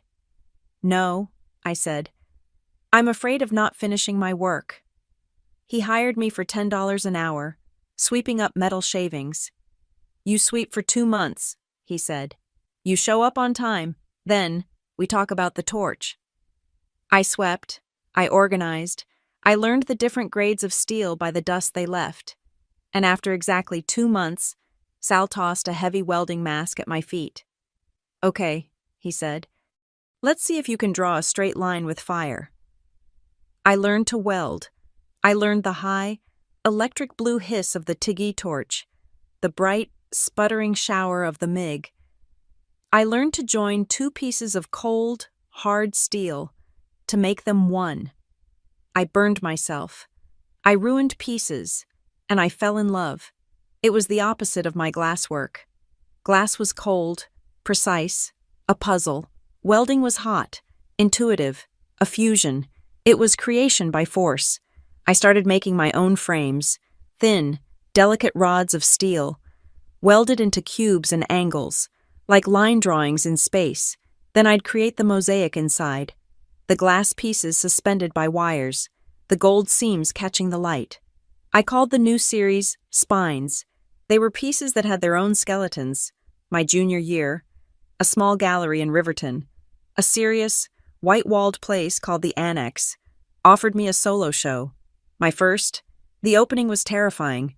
The gallery lights were hot, people were quiet. They drank cheap white wine from plastic cups and whispered. Lainey and Theo were there, standing in the back, beaming so brightly they looked like lighthouses. A woman in a sharp black coat approached me. She had been staring at Spine 3 for a long time. "I have a question," she said, her voice polite. "They're beautiful, but why the gold? Why draw so much attention to the cracks?" I took a breath. I looked at the piece. I looked at Lainey. I finally had the answer. "Because we're all taught to be ashamed of the breaks," I said, my voice carrying in the small, quiet room. "We're taught to fill them with gray paste and paint over them, to pretend they never happened. But the break is the event. It's the most important part of the story. The gold doesn't hide it. It proves the piece survived. It celebrates the fact that it was broken, and it is still here." I pointed to the bright gold seam. "That crack is where the light remembers how to get in." The woman was quiet for a moment. She nodded, slowly. "Thank you," she said. "That's a very good answer." I stayed late. After everyone had left, the gallery owner had given me a key to lock up. I was wiping down the small wine-stained counter. My heart still humming. I was an artist, in a gallery, with a key. I went to the front podium to gather the guest book. Underneath it was a piece of trash, a crumpled paper coffee cup sleeve. No, not a sleeve, a receipt. From the coffee shop on the corner, the timestamp was for 7:15 p.m., right in the middle of the opening. I turned it over. On the back, in a familiar, slightly messy scrawl, were 3 words, "Proud of you." My knees went weak. I sank onto the gallery's front bench. Noah. He had been here. He had driven here. He had walked into the gallery. He had looked at my work. He had seen permission and the spines. He had seen the gold cracks, and he hadn't stayed. He had come all this way, and he couldn't walk across the last 30 feet of the room to say hello. He had left a piece of trash, a ghost signature, and disappeared back into the life his father had chosen for him. I clutched the receipt. It was a profound connection and a bottomless, aching gap, all at once. He was proud, but he was gone. That night, I didn't go back to my dorm. I went to the studio at Pine Ridge, and I sketched for hours. The gallery show felt good, but it was for an audience of art buyers. Noah's visit. It meant something else. It meant the work wasn't just for me, or for the art world. It was a signal fire. I knew what I had to do. I went back to Ironbridge the next weekend. I sat Lainey and Theo down at their heavy kitchen table. "I want to start something," I said. "Here, in the studio," I laid out my plan. A workshop, not just a class, a free recurring program. I wanted to call it Shard Stories. "It's for the kids still in the system," I explained, my voice gaining speed. "The kids at the Dunbars, the kids at Maple Row, the ones who are waiting. I want to teach them what you taught me. How to grind the sharp edges, how to mix the resin, how to use the gold." Lainey was already nodding. Theo was already looking at a calendar. "We can't just teach them mosaics," I said. "We teach them that a break isn't the end of the story. We teach them how to tell their own story, with glass and gold, free, every Saturday." Lainey and Theo didn't just agree, they became my partners. Theo found the grant applications. Lainey built the curriculum. We applied for funding from a major county organization, the Stonebridge Trust. They were an old, established fund, and their primary requirement, repeated in every document, was absolute fiscal transparency. We got the grant. It was enough to fund the program for 2 years. I was 21 years old. I was a senior at Pine Ridge, the founder of a nonprofit, and a person with a legal, binding contract with the Stonebridge Trust. I remembered Alana Reyes's voice in the car. "You're going to have people who are going to ask you for things." I sat down at my laptop and I wrote the official bylaws for Shard Stories. I wasn't just an artist, I was an administrator. I was the protector of this new, fragile thing. I wrote sections on safety, on materials, on funding, and then I wrote the most important one, Article 4, Section 2, Conflict of Interest. To ensure the absolute transparency required by our funders and our mission, I typed, "No program funds, contracts, or partnerships may be entered into with any entity owned or operated by a direct relative of the program director. All transactions must be at arm's length to avoid any appearance of impropriety." It was a shield. It was Alana's "no," forged in legal language. I printed the page. As program director, I signed my name first. I was building a wall. I didn't know how soon I would need it. The mail, as always, brought the past. It was another envelope, not pink this time. It was thick, creamy, expensive cardstock. It was another wedding invitation. For my mother.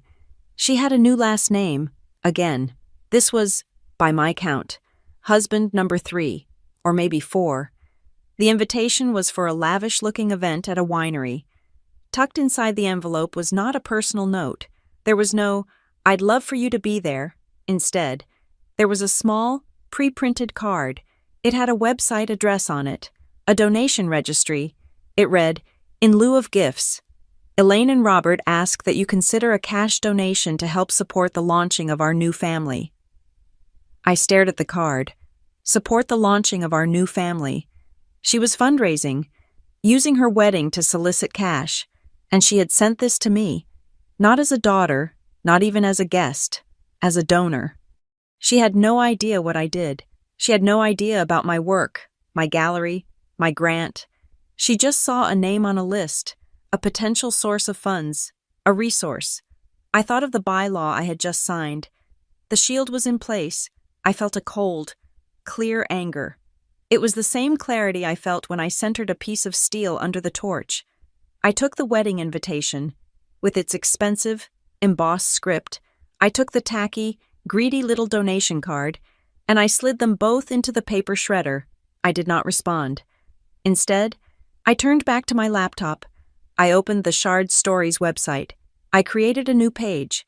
I uploaded the logo Lainey had designed, a fox with a golden kintsugi seam down its back. I wrote a heading announcing the first annual Shard Stories Scholarship Fund. I typed, "This fund is established to provide a graduating high school senior from the North River foster care system with funds for art supplies, books, and a future of their own making." My mother wanted to fund her new family. I would fund my family, the kids still in the shadow, the ones waiting for the light to get in. The next Saturday, I drove to Ironbridge for the first official Show Us workshop. The kids were already there, loud and nervous and excited. I walked to the glass front door of the studio. I took out a sign I had hand-painted. I taped it to the glass, facing the street. "Open to the public, pay what you can." My senior year at Pine Ridge was a blur of welding sparks, resin fumes, and grant paperwork. Shard Stories was no longer just a Saturday idea. It was a recognized entity. I was commuting back to Ironbridge every weekend, running the workshops, while also trying to finish my thesis. The work was paying off. The Stonebridge Trust grant gave us legitimacy. I used that legitimacy to approach the county. After 6 months of meticulous proposals and nervous presentations in sterile government boardrooms, I signed the Memorandum of Understanding. Shard Stories was officially partnering with Iron County. We were going to bring our workshops, our glass, and our gold resin into 4 different public high schools. It was a huge victory. The Harbor Falls Ledger thought so, too. They had run the small photo of my work 2 years ago. This time, they sent a photographer to the studio. The article that came out was different. It wasn't in the art section. It was on the front page. It was a portrait. Me, in my welding mask, pushed up on my head, my heavy canvas apron covered in grout dust. I was smiling. The headline was, "From Foster Care to Founder Alina Price Builds a New Story." And there it was, in bold black ink, Alina Price, not a former youth, not a local artist. My name, my full, correct, legal name, attached to my title. Founder. I bought 10 copies. Lainey and Theo framed one and hung it in the Ironbridge studio, right next to the "Pay What You Can" sign. The article was a signal. It was a bright, flashing light, and it didn't just attract the county, it attracted the ghosts. It was a Tuesday afternoon. I was in the Ironbridge studio, inventorying a shipment of safety goggles for the new school program. The front bell chimed. I looked up, expecting a student or a delivery driver. It was my mother. I hadn't seen her face, not in person, in 8 years. She was thinner than I remembered. Her hair a brassy blonde I didn't recognize. She was wearing a thin jacket, and she looked cold. Even inside, she was holding a stack of folded papers in one hand, her knuckles white. "Alina," she said. Her voice was strained. "Hello, Elaine," I said. My voice was steady. It was the voice I used for county administrators. I put my clipboard down. This is nice," she said, looking around the studio. Her eyes skimmed over the mosaics on the wall, the gold seams, the foxes that don't run. She didn't understand them. They were just things. "You're doing well." "I am," I said. What can I do for you? She stepped forward, her confidence faltering. The rehearsed speech she'd planned was failing her. She just shoved the papers at me. I need help. I didn't take them. Help with what? It's bills, she said, her voice dropping to a conspiratorial whisper. Medical, my new husband, Robert, he got hurt at work, and the insurance, it's a mess. They're going to come after the house. She unfolded the top paper. It was a hospital bill. The amount circled in red ink. It was a staggering number. I need you to co-sign a loan, she said, the words coming out in a rush. Just a small one. To consolidate this, the bank just needs a stable guarantor. It's just a signature. Alina, for your mother. Your mother. The words hung in the air. A price tag. I looked at her. The woman who had sent me a donation request for her wedding. The woman who had signed a paper to give me away. I thought of Alana Reyes's card. If you ever need someone to say no for you, I realized I didn't. Please sit down, Elaine, I said. I pointed to the stool by the front desk. She sat, looking wrong and out of place against the backdrop of my work. I went to the water cooler and got her a small paper cup of water. She took it, her hand shaking slightly. I did not sit down. I stood across the counter from her. I was the proprietor. She was a visitor. I am not going to co-sign a loan, I said. My voice was quiet, flat, and final. Her face crumpled. Alina, please, I'm your mother. You wouldn't even have all this place, if it wasn't for me. I gave you life. You did, I said, and then you signed it away. I am not financially responsible for you. Signing that paper would put this entire organization at risk. It would put the grants at risk. It would put the kids I serve at risk. I will not do that. But what am I supposed to do? She whispered, the anger replaced by a desperate, childish panic. You're in a medical debt crisis, I said, switching to my administrator voice. This isn't a family problem. It's a systems problem. What you need is a professional. If you give me the hospital file number and your contact information, I will pass your case to a medical social worker I know at the county hospital. They specialize in negotiating these bills. They can help you set up a payment plan or apply for relief. She stared at me, bewildered. I was offering her a solution, a real one. But it wasn't the solution she wanted. She wanted my money. She wanted my name, the name I had given value. She wrote down the number, her handwriting spiky and angry. I took the piece of paper. I'll make the call this afternoon, I said. They will contact you. She stood up, leaving the cup of water untouched. You've changed, she said, her voice turning cold and hard. You've become cold. I've become a professional, I said. I hope the social worker can help you. Elaine. She left. The bell chimed, and she was gone. I took her paper cup and dropped it in the recycling bin. I thought that was it. I thought the wall had held. I was wrong. That was just the first probe. The second came 2 weeks later. I was welding in the studio at Pine Ridge when my phone rang. It was a number I didn't recognize, but it had a Harbor Falls area code. Alina Price. Alina Kiddo. It's your dad. His voice was a boom of false cheer. The same voice I'd heard on the phone call about his new family. Dad. Hi. I'm in the middle of working. This'll just take a second. Listen, I saw that article about you in the paper. The county wow. You're really doing it, kid. A real businesswoman. I'm busy. Dad, what do you need? Right to the point. I love it. He laughed. Okay, so, you know I'm in woodworking. My new wife, Sarah, she's got a great eye for design. We're starting a little business. High-end, custom-built furniture, and I saw you're working with the schools now. I could feel the shape of it coming.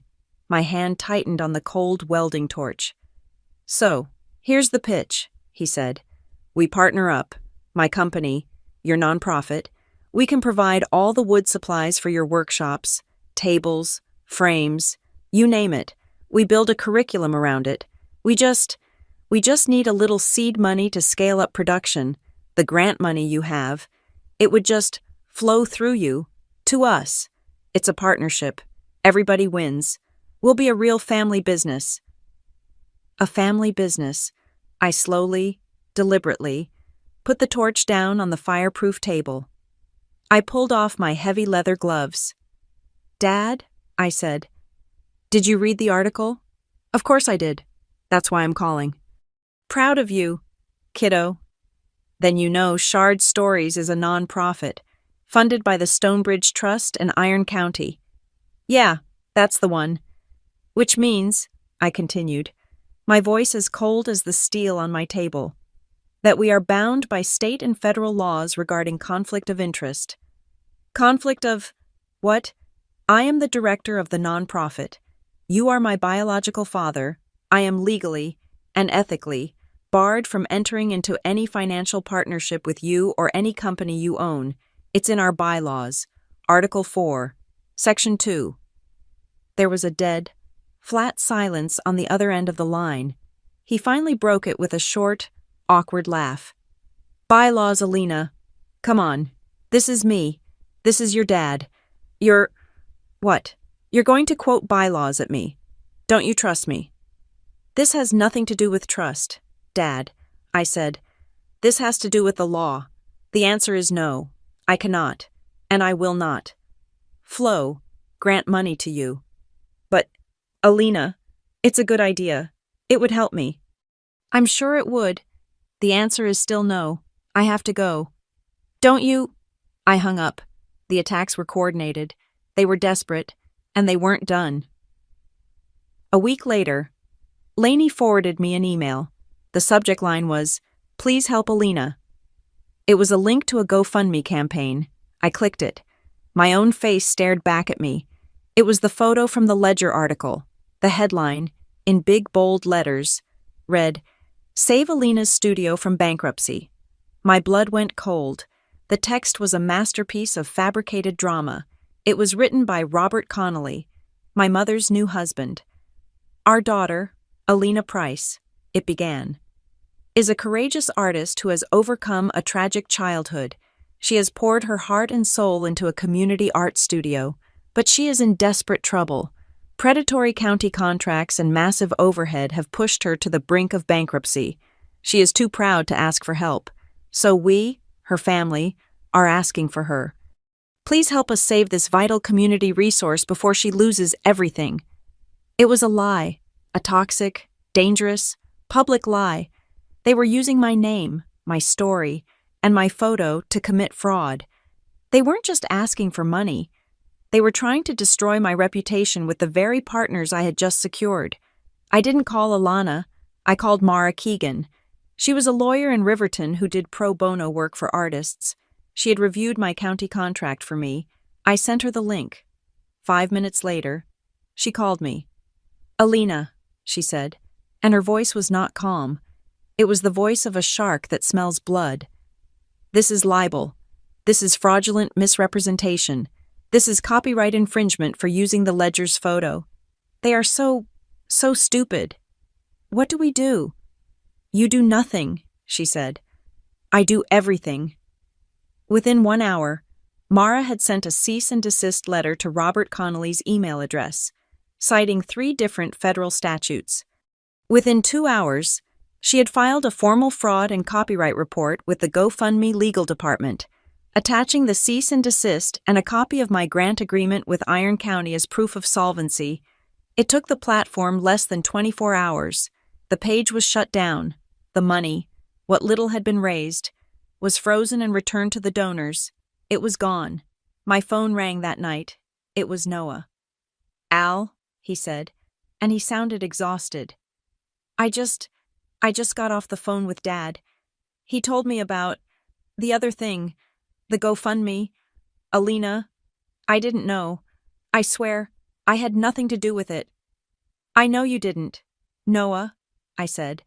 I was sitting on the floor of my dorm, my head against the cold cinder block. "It's Mom's new husband. He's a piece of work. I'm going to talk to her. I'm going to tell her." "Noah, don't." I cut him off. Thank you for calling. I appreciate it, but I'm handling it. It's already handled. What how? It's business, Noah. It's been dealt with. Please, just stay out of it. It's safer for you. Okay, Al, he said, his voice small. Okay, just be careful. He hung up. I had protected him. I had kept the boundary, but the damage was done. The internet is forever. The county administrator, a no-nonsense woman named Miss Diaz, called me the next morning. Alina, she said, her voice sharp and official. We have a problem. My office has received 3 separate inquiries regarding a bankrupt program we are funding. I see the pages down, but the story is out. This is a public relations nightmare for the county. Ms. Diaz, I said. It was a fraudulent campaign started by a disgruntled relative. It has been handled. I don't care if it was handled, she snapped. I care about compliance. I need a full review of your organization's financials, your bylaws, and your grant spending reports for the last 6 months. I need it in 48 hours, or we are freezing the school contract. The line clicked. I didn't panic. I didn't cry. I opened my laptop. I opened my files. I had every receipt. I had every bylaw. I had every signature. I had my shield. I worked for 36 hours straight. I created a full professional dossier.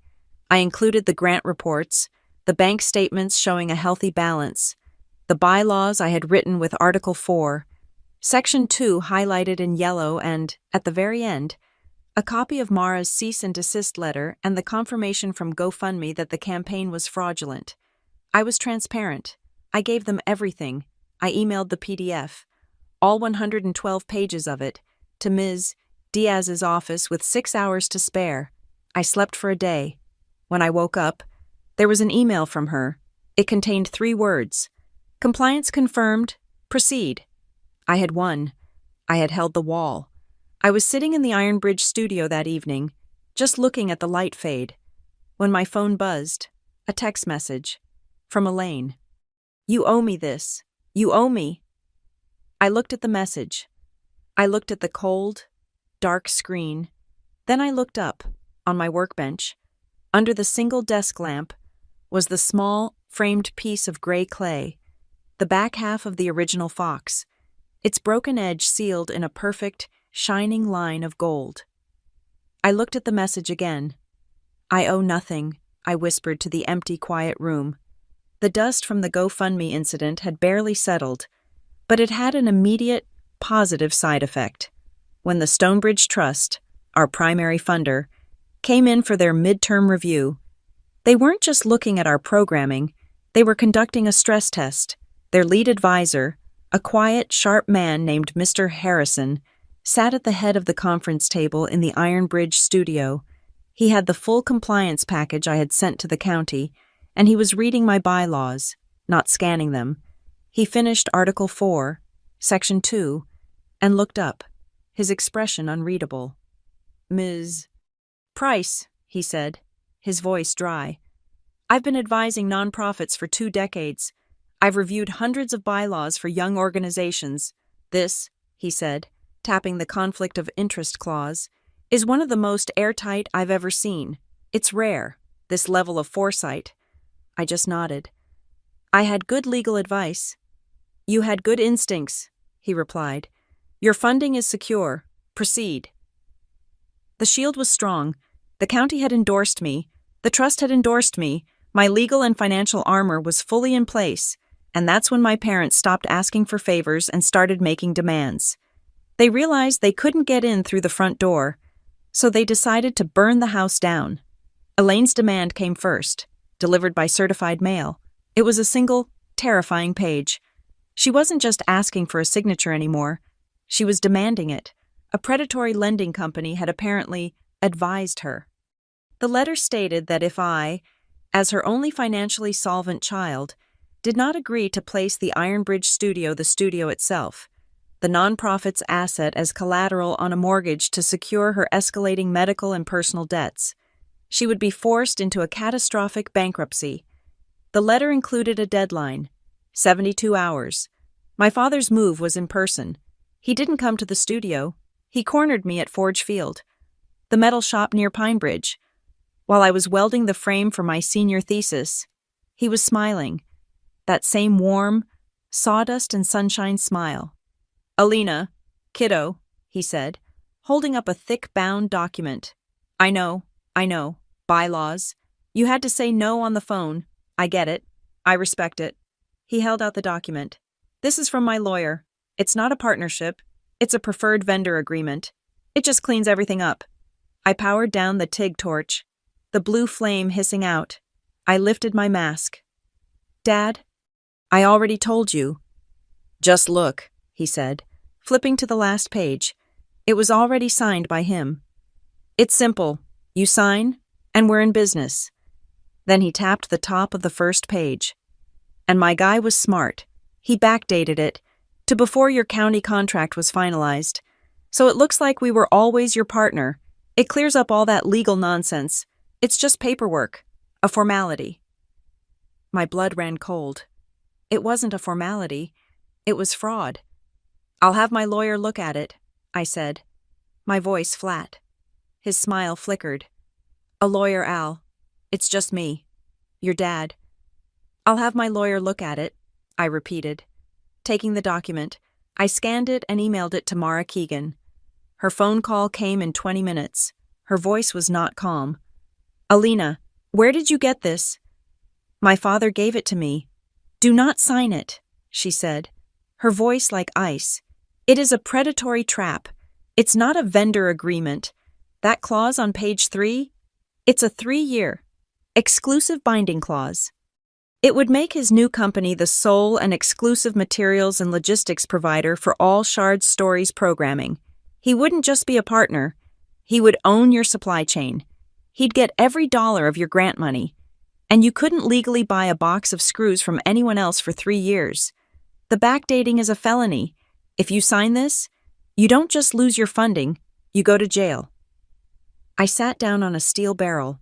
It was a chess move, a coordinated pincer attack. I called an emergency meeting of the Shard Stories Board. I booked the small conference room at the Harbor Falls Library. I set my digital recorder on the table. "This meeting is being recorded for the official minutes. Thursday, May 10th. The board was all there. Laney, Theo, Mr. Harrison from the trust, and Ms. Diaz from the county, who had taken a permanent seat after the GoFundMe incident. I have 2 items on the agenda," I said, my voice clear and administrative. "Both are formal demands from my biological parents, which fall under Article 4, Section 2. I read Elaine's 72-hour demand aloud. The threat, the mortgage. Then, I passed around copies of my father's backdated contract, and I read Mara's legal analysis aloud. The room was silent. Ms. Diaz looked like she was going to burst a blood vessel. Theo just stared at the contract. His hands clenched so tight, his knuckles were white. "As program director," I concluded, "I am formally bringing both proposals before the board for a vote, as required by our bylaws." Ms. Diaz made the motion. "I move to emphatically reject both proposals. In perpetuity, I further move that the board authorize our legal counsel, Mara Keegan, to issue a formal cease and desist response to both parties, informing them that any further contact of this nature will be considered harassment of a county-funded nonprofit." Theo seconded. Aye. The vote was unanimous, 7-0. It was on the record. It was done. The organization, my shield, had spoken. They didn't take the legal no as an answer. They took it as a signal to abandon strategy and resort to brute force. Elaine came to the studio the next day. The 72 hours were almost up, and she brought Emmy. I hadn't seen my sister in person in 8 years. She was 17, a senior in high school. She was pale, thin, and looked exactly like my mother. She looked terrified. "Alina, please." Elaine started crying the moment I opened the door. She physically pushed Emmy forward, into the studio. "Look at her. This is your sister. She doesn't deserve this. I'm going to lose the house. We'll be homeless. Are you going to do that? To Emmy. To your family." my heart, which had been so cold and clear, fractured. Not for Elaine. For Emmy. For this ghost who had been stolen from me, now being used as a weapon. I looked at Emmy. She wouldn't meet my eyes. "Elaine," I said, my voice hardening. "The board has legally rejected your request. I am not mortgaging this studio." "You cold-hearted," Elaine hissed, her tears vanishing, replaced by pure venom. "But," I cut her off. I had prepared for this. I went to my desk. I pulled out a file. "I am willing to help, as a private citizen, not as a guarantor." I pushed a folder toward her. "This is the direct contact for the nonprofit medical debt relief fund I spoke about. They are waiting for your call. They have agreed to review your case." Then I pulled out a single cashier's check. "And this is a one-time personal payment. It's made out directly to the hospital, not to you. It's for a small fraction of the bill. It is all I am willing, or able, to give. This is not a negotiation. It is the only offer. Take it, and use the relief fund, or leave." Elaine stared at the check. Her face contorted with rage. It wasn't the blank check she wanted. It was a solution, which she didn't want. She wanted a rescue. She snatched the check and the folder. "Come on, Emmy, we're leaving," she stormed out. Emmy lingered for 1/2 second. She looked at me, her eyes wide with a complicated, frantic apology. She mouthed one word, "Thanks." Then my mother grabbed her arm and pulled her out the door. My father's move was, as always, more public. My senior thesis show, my largest exhibition, was opening at Foundry Hall, the most prestigious gallery in Riverton. It was the biggest night of my professional life, the night before the opening. I was at the gallery, adjusting the lights on my Spines series. My phone buzzed. A text from my father. "I'm at the cafe across the street. Noah is with me. Come talk." He had Noah, the last weapon. My stomach felt like it was full of wet cement. I walked out of the gallery and crossed the street. The cafe was bright, warm. I saw them in a back booth, my father, with his familiar smile, a stack of his fraudulent contracts on the table. And Noah, now 22, looking miserable. "Alina, kiddo." "Glad you could make it," my father boomed, like he was hosting a party. "Noah was just saying how much he misses us all being a family, and that's what this is about. Family." He slid the contract across the table. "You sign this? It helps me. It helps you. It helps Noah. We all win. A real family business." I didn't look at the contract. I looked at my brother. He was staring at a salt shaker, tracing its outline with his finger. "Noah," I said. He flinched. He looked up, his eyes pained. "Dad," Noah said, his voice a low, rough whisper. "Stop it." My father's smile didn't waver. "What I'm trying to help us, son. I'm bringing the family back together." "No, you're not," Noah said, his voice gaining a desperate edge. He finally looked at his father. "You're pushing her. You've always pushed her. You and Mom. You just pushed her away. Now stop. Just stop." He looked at me, his eyes pleading. "Don't. Don't let him make you. Al, just don't." My father's face darkened. The salesman was gone. I put my hands flat on the table. "The board has legally rejected your proposal. Dad, Mara Keegan has already sent the cease and desist. The legal answer is no." I looked at Noah. "Thank you for coming," I said. I turned and walked out of the cafe. My father's stunned, furious silence at my back. I thought I was done. I thought I had won the chess game.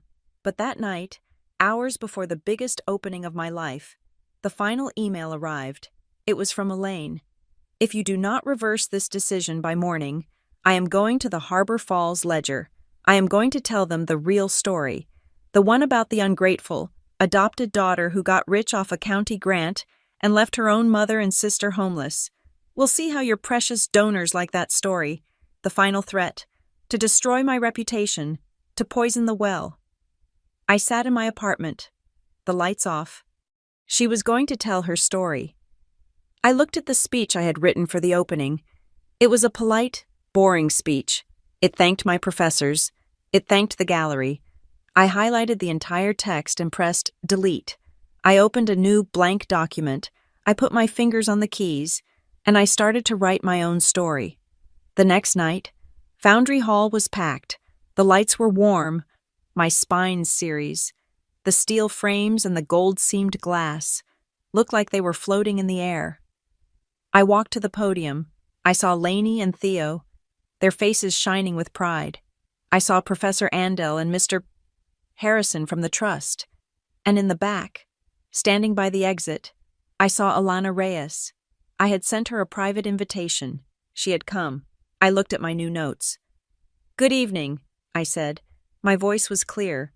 It didn't shake. It filled the entire hall. "My name is Alina Price. I grew up with case files, not photo albums. For years, I was taught that my history was a liability, something to be hidden, that the breaks in my story were shameful." I gestured to the massive pieces hanging around us. "My art says something different. It says the break is the most important part, and I am not ashamed of my story. I am not ashamed of the system that I survived." I looked to the back of the room. There are people from that system who saved me, people who showed up with clipboards and ended up giving me a future. Alana Reyes, my former caseworker, is here tonight. Alana, thank you. Alana looked stunned. She raised a hand, a small, shocked wave. It is in the spirit of Alana's work, the work of fixing a broken system from the inside, that Shard Stories is announcing a new scholarship tonight. I felt Lainey grab Theo's hand. This scholarship is specifically for children who are currently in the system and have been separated from their siblings, to provide them with funds for travel, for connection, for art supplies, to help them hold on to the threads. I took a deep breath. I owned the narrative. I owned all of it. Tonight, we are launching the Emmy Noah Scholarship Fund. I didn't give my parents money. I didn't give them my studio. I took the last things they had, the names of the children they had separated, and I turned them into a different kind of currency. I took their final threat, and I turned it into a foundation. The applause from the speech was still ringing in my ears. I felt light, as if I had finally set down a heavy, awkward load I had been carrying for 8 years. Lainey and Theo hugged me, their faces wet with tears. Professor Andal shook my hand, her grip like steel. "That, Ms. Price," she said, "was a thesis defense." As the crowd began to move, to look closer at the art, a gallery assistant I didn't recognize touched my arm. "Ms. Price, there are some people here to see you. They said it was a private family matter." I put them in the small conference room down the hall. The warmth of the gallery vanished. I felt an arctic chill slide down my spine. Family, of course. They hadn't come for the speech. They had come for the signature. I looked at Lainey. "It's them." Theo's face hardened. "I'll go." "No," I said. I straightened the cuff of my jacket. "This is my meeting. This is my no. I have to deliver it myself." I left the warm, buzzing gallery, the sound of people discussing my art fading behind me. I walked down a long, sterile white hallway, my heels clicking on the polished concrete floor. The conference room was at the end, its door slightly ajar. Spilling a cold, fluorescent light, I pushed it open. They were all there. It was a tableau of my past. My mother, Elaine, sat clutching her purse. My father, Victor, sat opposite her, trying to look casual, leaning back in his chair, and they had brought their team. Next to my mother was a man in a rumpled gray suit with a briefcase open on the table, the debt broker. Next to my father was the business partner from his failed contract attempt. They had assembled for a final, coordinated assault. There was no audience here. There were no cameras, just me, them, and a long, polished table. "Alina," my father started, his salesman's smile firmly in place. That was quite a performance out there, very theatrical, announcing a scholarship. "With your brother's name, very touching. We're glad you're finally thinking about family," Elaine chimed in, her voice sharp. Because that's what this is about. The debt broker pushed a stack of papers into the center of the table. A pen was placed neatly on top. The 72-hour deadline has passed. Ms. Price, he said, his voice flat. This is the final offer from my client. You sign as guarantor, and your mother's case is resolved. And my father added, sliding his own backdated contract next to it. You sign the vendor agreement, a formality. We all walk out of here tonight as a family, as partners. Just sign. Alina. I stood at the end of the table. I didn't move to sit down. I looked at the papers. I looked at their 4 expectant, predatory faces. I slowly, deliberately, unzipped my bag. I reached inside. I have a counteroffer, I said. I took out the small, deep-set black frame. I walked to the table and I placed it, with a solid, definitive thud, directly on top of their contracts. The 4 of them stared at it.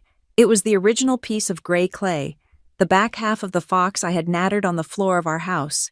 Its single, broken edge was now a brilliant, unmissable, shining line of gold. This is my answer, I said, my voice quiet, but it filled the room. This is the piece I saved from the courtroom, the day you both left me for the state to handle. This is the part of me you threw away, and I kept it. I sealed the break myself. This is my permanent reminder of why I will never sign anything for either of you. Their faces changed. This was not in their script. You came here with demands, I continued. I reached back into my bag and pulled out a thick, professional folder.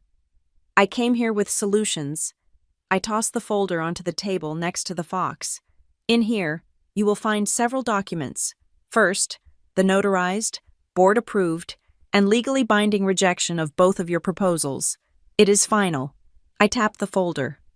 Second, you will find the final cashier's check I gave to Elaine, made out to the hospital, which she cashed. That is the end of my personal financial contribution. And third, you will find a full, comprehensive list of resources, the Medical Debt Relief Fund, the number for a nonprofit credit counseling service, the contact for 3 different, reputable bankruptcy attorneys. That is the real help. That is the help you can get.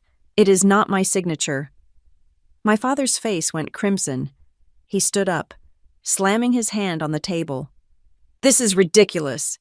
This is just art. You're throwing your family into the street over a piece of trash, over some metaphor. He leaned across the table. Are you really going to let your family just drift away? You'll just let us fail. I looked him right in the eye. The old fear was gone. You are not my family, I said, my voice cold and clear. You are my biological parents. My family is in that gallery.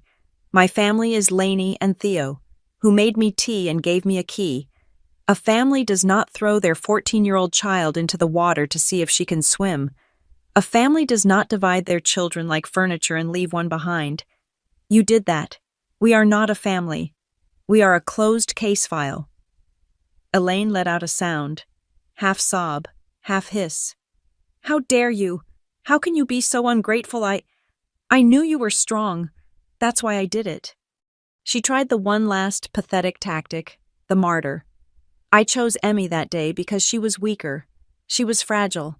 I knew you. You were tough. You were the strong one. I knew you would survive. I almost laughed. It was so pathetic, so transparent. No, I said. I didn't raise my voice. I just spoke the truth. That is the story you tell yourself so you can sleep. You didn't leave me because I was strong. You left me because I was quiet. You chose Emmy because she was the easy one. And you left me because you knew I was the one who wouldn't be asked her opinion. You left me because I was the problem you didn't want to solve. I was the leftover. And I'm done being your leftover. The room was silent. The debt broker and the partner looked at each other. This was not a business negotiation. This was an exorcism. The broker finally cleared his throat. Mr. Price? Mrs. Connolly, perhaps you need 5 minutes alone with your daughter to— No, I said, cutting him off. I looked at the 4 of them. This meeting is over. All of you need to leave. Now. I walked to the conference room door and I opened it wide. Holding it, they were stunned. I had just taken control of the room, the house, the narrative. "What?"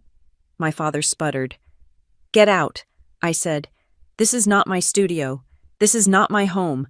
This is a gallery where I am an invited artist, and you are trespassing. Leave." The two men, the broker and the partner, stood up immediately. They were businessmen. They knew a lost cause. They snapped their briefcases shut, gathered their useless, unsigned papers, and filed out of the room, not making eye contact. I closed the door on them, leaving me alone. With Victor and Elaine, they were still sitting at the table.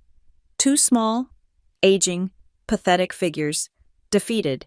I didn't leave the door. I just stood there. The door opened again, pushing me gently. It was Noah. He looked wrecked, his eyes red. He had clearly been outside, listening. He walked past me, into the room. He didn't look at our parents. He walked right past their table and came to stand next to me. He was taller than me now. He put his hand on my shoulder. He looked at me, and his voice was rough with an emotion I couldn't name. "I heard. You're not signing, and I support you." That was it. The final, emotional checkmate. The brother he had taken, the one he had tried to use as a bargaining chip, had just walked across the board and stood next to me. My father put his head in his hands. Elaine just stared, her mouth open. I stood up straight, Noah's hand a warm, solid weight on my shoulder. I looked at the two people who had started this. "This is the last time," I said. "This is the final word. No. No to your manipulation. No to your games. No to your debt being signed in my name. And no, you do not get to use my story, my memories, or my name as your leverage ever again. They are mine. They are not yours to trade." I opened the door again, all the way. "Now get out of my show." They finally stood. They were old. They were out of moves. They walked past me, defeated. As Elaine passed, her face a mask of gray, venomous rage, I held out the single folder of real resources. "If you actually want help," I said, "start here, and start by stopping. Stop using my name, stop using Emmy's name, and stop using Noah's name. We are not your assets. We are done." She didn't take the folder. She just walked away. My father followed, not looking back. I let the folder drop to the floor. I left it there, with the rest of the trash. Noah and I stood in the hallway for a long time. He just squeezed my shoulder. "Go back to your party, Al," he whispered. "Go on." I nodded. I left him in the cold, white hallway, and I walked back. I walked back into the warmth. I walked back into the light. The gallery was still full, the sound of laughter and conversation washing over me. Lainey and Theo saw me. They didn't ask. They just opened their arms, and I walked into their embrace. After a moment, I pulled away, and I walked to the center of the room. I stood in front of my thesis piece, the largest one I had ever made. It was a huge mosaic, 6 feet tall. It was an abstract shape, a cyclone of deep blues, sharp grays, and broken mirror. And running through it, holding it all together, were massive, brilliant veins of gold resin. The cracks ran straight, and then they branched off, creating new patterns, new life. But they all did one important thing. They stopped, perfectly, at the edge of the steel frame. They didn't bleed out. They didn't escape. They were contained. I had titled it, "No, and Still Loving." I reached out and touched the smooth, solid gold line. The break was healed, the story was finished, and it was mine. Thank you so much for listening to this story. Let me know in the comments where you're listening from. I'd love to connect with you and hear your thoughts. Please subscribe to Maya Revenge Stories, like this video, and give it an extra boost by hitting the hype button so more people can hear this story.